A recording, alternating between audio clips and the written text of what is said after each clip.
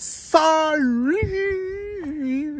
à tous, la team OL, Thomas Show pour Lyon Fan TV. Très heureux les gars de vous retrouver pour une nouvelle vidéo. J'espère que vous allez bien. J'espère que vous avez passé une bonne journée caniculaire du côté de Lyon, comme dans pas mal de villes en France. C'est l'été. C'est donc normal que nous subissions une vague de chaleur, les amis. Bon, début de semaine. On est déjà quasiment à la mi-août, hein. Ça passe vite. Ça passe tellement vite que l'Olympique Lyonnais va attaquer sa saison. Ça sera en fin de semaine. Ça sera contre Rennes. Premier match de la saison pour l'OL. Et il faudra la lancer de la meilleure des manières, cette saison. Avant toute chose, les amis, n'hésitez pas à participer au concours pour gagner le maillot extérieur de l'Olympique Lyonnais. Vous avez jusqu'à la fin du match contre Rennes pour gagner ce maillot. Pour ça, c'est très simple. Vous devez être abonné à la chaîne. C'est très important. Mettre un like sur le post dans l'onglet communauté et mettre autant de commentaires que vous le voulez. Plus vous mettrez de commentaires, plus vous aurez de chances de gagner ce maillot. Bonne chance à vous. Et puis sur cette vidéo, un petit like, un petit commentaire. Ça fait toujours plaisir, parce que c'est une vidéo non pas Daily Mercato, parce que rien n'a bougé, en tout cas pas à l'heure où je vous fais cette vidéo. Peut-être que ça bougera pendant que je fais cette vidéo. Mais j'aimerais un petit peu revenir sur le dernier match de préparation de l'Olympique Lyonnais. Pas dans le détail, puisque je l'ai fait hier dans un petit live. Pour ceux qui ne l'ont pas vu, n'hésitez pas à aller voir mon analyse de ce match, de ce dernier match de préparation contre Arsenal, perdu 2-0. Mais il traduit aujourd'hui ce match beaucoup d'inquiétude. Alors j'ai vu vos commentaires hein, qui étaient nombreux sur cette vidéo et beaucoup me disent « Ouais Thomas, t'es pessimiste, on peut pas juger sur des matchs de préparation, etc. » Si on le sait que aujourd'hui, des matchs de préparation qui sont pas bons, ça a une incidence sur le début de championnat. C'est quasiment systématiquement la même chose à chaque saison, chaque début de saison. Si on rate sa préparation, on rate son début de saison. Alors je ne dis pas que la préparation est complètement ratée de l'Olympique Lyonnais, parce que il y a eu quelques bons résultats. Sauf que je dirais, la seule vraie opposition que nous avons eue sur toute cette préparation, c'est face à Arsenal. Je suis désolé, hein, c'est pas Chassieux-Dessines qui nous a apporté quelque chose de constructif. C'est pas le Torino qui a apporté quelque chose. C'est pas l'Union Berlin, c'est pas Tyrol. C'est uniquement Arsenal. Les autres rencontres, les autres matchs face aux autres équipes, c'était pour moi du pipi de chat. Donc on peut uniquement se baser sur ce match d'Arsenal pour pouvoir affirmer aujourd'hui qu'il y a un vrai problème. Et pourquoi je vous fais cette vidéo? Parce que j'ai écouté l'interview d'après-match de Pierre Sage. Et Pierre Sage, qui est pourtant d'un naturel très optimiste, nous disait d'ailleurs pendant tous les matchs de préparation qu'il avait vu des belles choses, que ce qui était bien c'était de monter en puissance, que les joueurs comprenaient un petit peu tout ce qui avait été voulu lors de cette préparation, etc., etc. Et le discours était radicalement différent après le match face à Arsenal. Parce que je vous le rappelle, l'objectif de Pierre Sage lors de cette préparation, c'était non seulement de mettre en place une équipe type capable de débuter le championnat et d'être performant, mais c'était aussi de mettre en place des principes de jeu. Très clair, c'est ce qu'on lui avait reproché en fin de saison dernière, c'est ok, des victoires au panache, des victoires grâce à des hommes clés, Alexandre Lacazette, on peut parler aussi d'Anthony Lopez dans les cages qui nous a quand même sorti de sacrés arrêts. Et on se disait que la saison prochaine, celle qui arrive, il faudrait avoir beaucoup plus de certitude que uniquement jouer au panache. Et on sait très bien qu'on a eu beaucoup de chance par moment et que cette chance-là, elle ne reviendra pas tous les week-ends. Surtout que, vous le savez, nous avons la Coupe d'Europe la saison prochaine. Donc ce sera une saison très intense, parce que on rappelle encore que la saison dernière, nous n'avions aucune Coupe d'Europe. Et pourtant, on a tiré la langue jusqu'à la fin du championnat. Et il a fallu aussi, c'est vrai, un recrutement quand même au mercato d'hiver qui a changé certaines choses. Là, Pierre Sage, il a été conforté dans son poste d'entraîneur. Par contre, il a énormément de pression. Il le sait. C'est différent d'arriver en tant que pompier de service et aujourd'hui d'être l'entraîneur en chef d'un club ambitieux, racheté par un, je vais dire, richissime américain, en tout cas suivi par des richissimes actionnaires. Il y a une pression aussi liée à la Galaxy Eagle Football, parce que l'OL, c'est plus l'OL, hein, c'est plus que l'OL, c'est l'OL appartient à une structure multiclub. Il y a aussi un contrat, il est, je crois, en contrat jusqu'en, je ne sais plus, 2026, me semble-t-il. Hein, je crois que c'est 2 ans de contrat, avec un salaire qui est, je pense, assez imposant. Et on lui a demandé à Pierre Sage, très simplement, d'être en Ligue des Champions la saison prochaine, de concurrencer le Paris Saint-Germain et, je pense, de faire bonne figure en Coupe d'Europe avec qualification pour les, je pense, minimum 16e de finale. Il y aura des 16e de finale, voire 8e. Donc, il y a beaucoup d'objectifs donnés parce que l'Olympique Lyonnais a fait un recrutement très onéreux. On peut en discuter de ce recrutement très onéreux. Hein, le 3e recrutement d'Europe quand même, les amis. Hein, c'est pas rien. Et on en reparlera juste après. Donc, il y a tout ça aujourd'hui pour Pierre Sage qui rentre dans la balance. Cette pression-là et faire vraiment aujourd'hui des principes de jeu, à savoir repartir derrière proprement, être proactif dans le pressing, avoir un gros pressing, contre-pressing, savoir jouer, continuer à jouer sur des attaques placées, marquer sur des attaques placées, avoir une défense un peu plus solide que ce qu'on a eu la saison dernière, c'est-à-dire surtout un bloc défensif plus performant, parce qu'on rappelle l'une des pires défenses d'Europe la saison dernière, donc il va falloir solidifier tout ça. Et puis, avoir cette capacité aussi à avoir un jeu de contre-attaque basé sur la prise de profondeur très rapidement. Aller de l'avant très rapidement. Et quand on n'est pas capable d'aller vers l'avant, eh bien, être capable aussi de garder des temps de possession importants qui nécessitent une qualité technique en rapport avec ce que vous voulez faire. Sauf que pour mettre en place tout ça, vous avez besoin de joueurs avec des caractéristiques qui s'adaptent à ce projet de jeu. C'était déjà le projet de jeu de Peter Bosz et on a vu que Peter Bosz, il n'a pas pu mettre en place ce jeu qu'il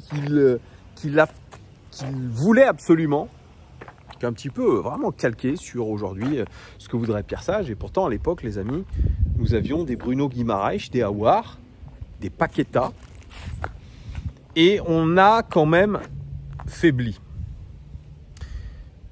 Et encore, on peut parler aussi de Memphis Depay. Donc on avait des joueurs quand même qui étaient assez à l'aise techniquement. On avait des joueurs vraiment proactifs qui avaient vraiment cette maîtrise. Et même avec ces joueurs-là, on a été déficient. Et aujourd'hui, quand on regarde comment est composée notre équipe, il y a de quoi avoir très peur. Et c'est ce que disait un petit peu en substance hier Pierre Sage. Il a reconnu, je vous le fais assez rapidement, je vous résume la chose. Il dit, c'est vrai, moi j'ai vu une première mi-temps où on a été dépassé complètement. On n'a pas été capable de garder le ballon plus de 3 ou 4 passes. On a été acculé sur notre but. Et surtout, comme il dit, quand il y a la tactique.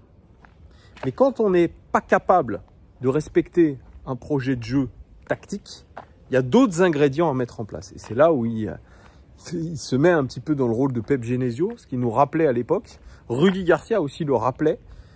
C'est que quand vous êtes dominé, vous êtes face à une équipe dominatrice, il faut mettre en place des ingrédients, entre guillemets, de football.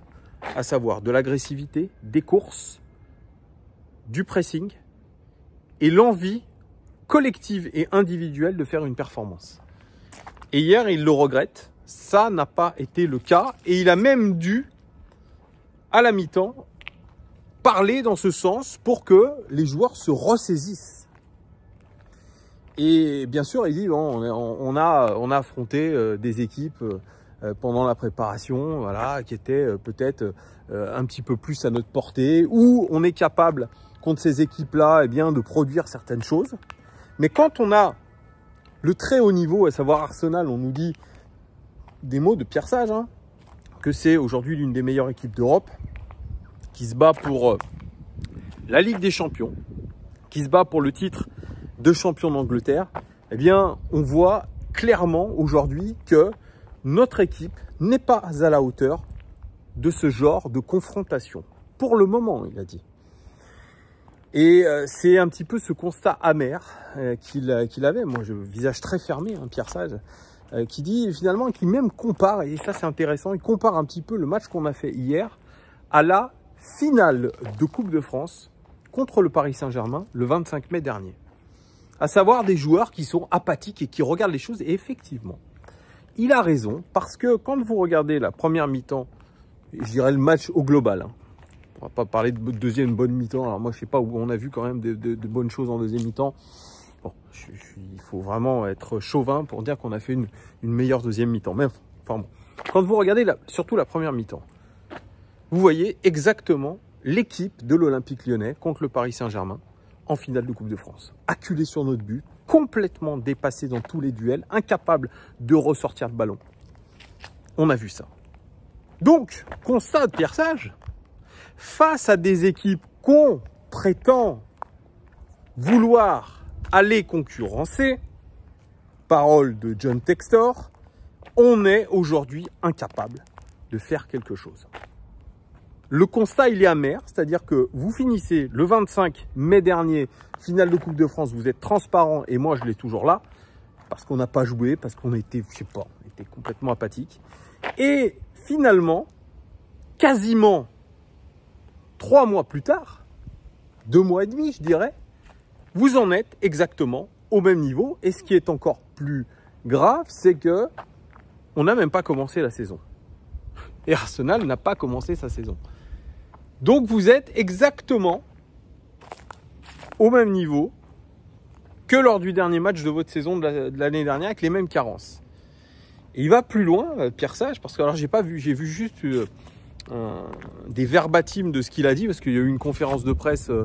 Alors ça c'était sur All Play, ce que je vous disais avant, mais après il y a eu une conférence de presse en salle de presse d'Arsenal, où il a dit on voit aujourd'hui bien qu'il y a certains joueurs qui sont pas au niveau individuel requis, au niveau collectif requis, et dans certains domaines du jeu. Et là il fait référence à ce qu'on dit tous, c'est que le milieu de terrain Tolisso, Matic et Cacré ne fonctionne pas.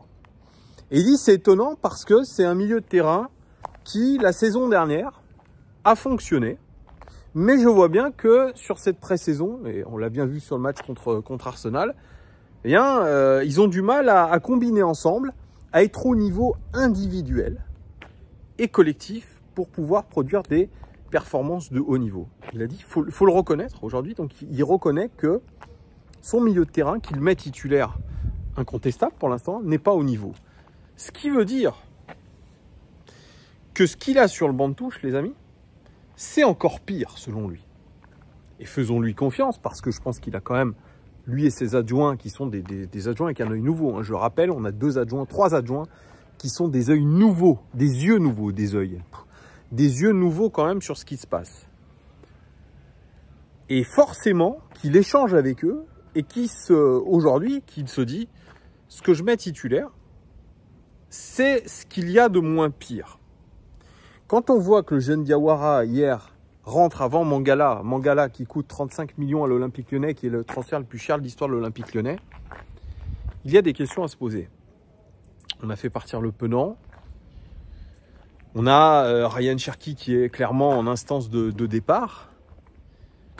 Donc, ce n'est pas satisfaisant ce que nous avons au milieu de terrain. C'est très déséquilibré, c'est très bancal. Et aujourd'hui, on a des joueurs qui ne sont pas au niveau.